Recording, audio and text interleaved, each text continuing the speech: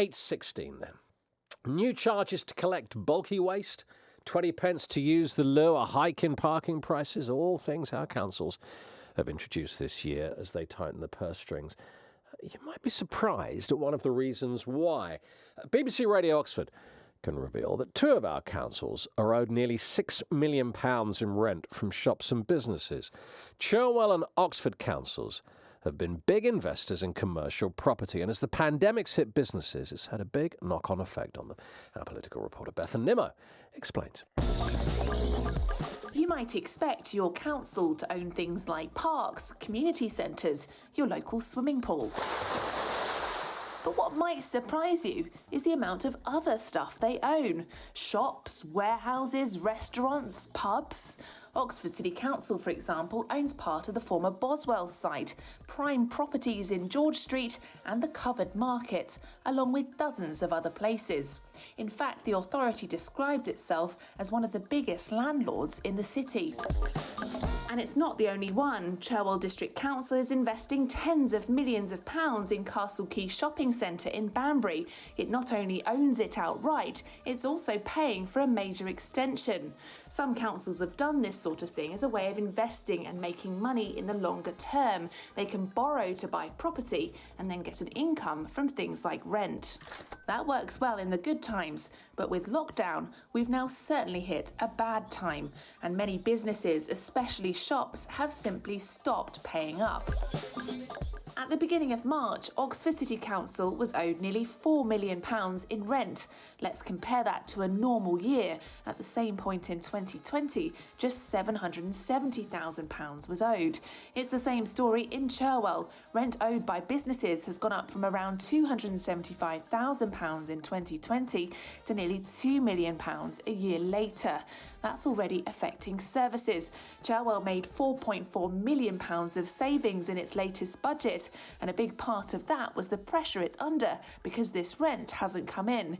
It means parking charges have gone up, and you'll now have to pay 20 pence to use a public toilet in the area. The difficulty for councils now is how do they get this money owed to them, and if a business that owes them rent goes bust, have they lost it altogether? Political reporter Bethan Nimmo. Well, Oxford City Council sent us a statement saying that income from its property portfolio is critical to enable it to fund frontline services. It says it's been working with tenants on a case-by-case basis to help support them through the pandemic. And it says the government hasn't compensated councils for the loss of commercial income. We'll talk to candidates for Oxford City Council about this in our election debate after 9 this morning. But let's hear from some of those standing in Cherwell about this issue. Tony Ilott is from the Conservatives. Ian Middleton is from the Green Party. Good morning to you both. Tony, firstly, you were in charge when Castle Quay was brought. Do you regret it now with hindsight? Absolutely not. No regret whatsoever. We've got to look to the future. And what people constantly miss is that this wasn't just a development of Castle Quay. This is laying down, if you like, the brickwork for future development going the other way. It's to develop a park. It's to bring in more facilities into the town. It's not purely for the shopping. And in fact, the Castle Quay 2 is mostly entertainment, evening restaurants, Nandos, ZZ's, that type of thing, coming into the town and invigorating the nighttime economy, which is what we want. So, no, we don't regret it. And yet, commercial property, any property investment, we all know when we buy a house, the price of property can go up and down. We read the small print. It's always going to be risky. Should councils be putting their money into commercial revenues like this when the bottom line is that it can disappear? I think it has to be done on a case-by-case view if it looks like a good deal. Going back, if we want to use Castle Quay as an example, and I'm sure Mr. Middleton will want to, it does well if you look at it in the round. Castle Quay 2 will be, I'm sure, a phenomenal success, and everybody can't wait to get into the multi-screen cinema and go and have some chicken. Yes, exactly, yes. Got to have some chicken. Chicken is the way out of this pandemic. Ian Middleton from the Green Party. Is Tony right? No, I don't think he is. I think, as usual, Tony is being very overly optimistic about all this. and rather burying his head in the sand. I think when they bought the shopping centre, we were already in the middle of a retail decline. The argument that the pandemic has made that worse is a valid one, but it's really only accelerated a problem that was there in the first place. So I think the idea of buying a shopping centre when retail was on the wane, particularly a shopping centre that was already distressed, was a very, very poor decision for the taxpayer, and we're all now seeing it unwind, and it's the taxpayer that are footing the bill for it. How should this money come back then, Ian? How are we going to get this money back again? Because the last thing you want, presumably, is to pass it on to taxpayers. Well, unfortunately, as a council, we don't really have much option other than to do that because I think, as been discussed earlier, what's happening is the government are forcing councils to operate as commercial entities, but they don't have the flexibility that commercial entities would have. If this was a normal landlord, they would carry the debt. They would probably borrow to cover some of the debt. They would set up long-term repayment schemes with tenants and sort of recover that debt over a period of time. Now, it's questionable whether or not that will actually happen now because so many retailers are potentially not going to come back after the pandemic.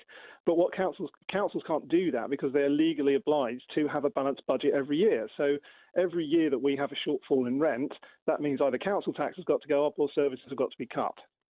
Tony, what's your response to that? Is Ian right on that point that it's government legislation that's wrong here, that you've got your hands tied in terms of how you can claw this revenue back again? No, I mean, he's wrong on several fronts, I think. First of all, we have to remember that he is a one-man band and he has no following that would support him, whereas the rest, or everybody else in the council thinks and still thinks this is a great idea.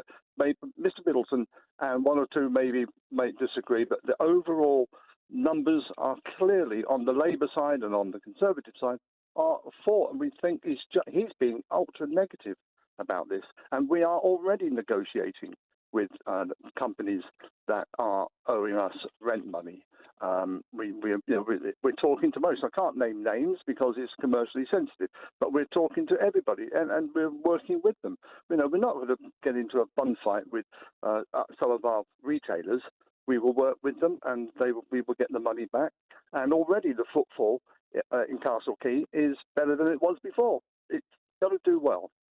And on the point that you've got your hands tied in terms of how you can claw back this lost revenue at the moment, this hole in the finances, does legislation need to be changed to allow you to do what another landlord, a private landlord, will be able to do?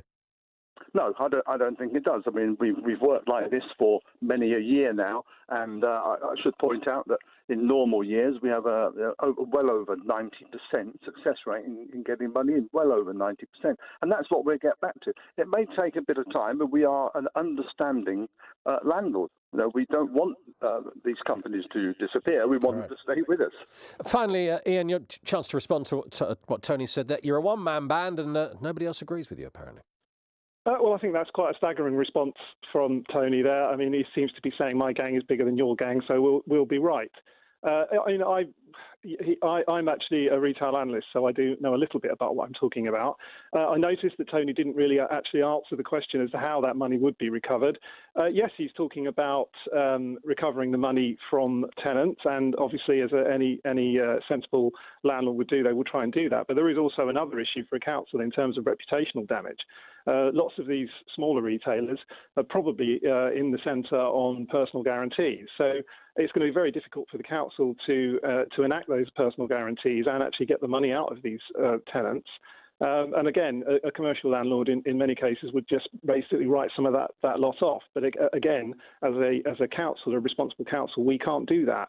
So I think it's staggering that Tony just seems again to be burying his head in the sand and saying, well, everything will be fine, trust me, when even their own figures show that the centre may possibly break even in about 3 years' time. All right. That isn't exactly a great sort of thing to be aiming for, is it? Gentlemen, thank you. Tony Ilott from the Conservatives, Ian Middleton from the Green Party in Cherwell.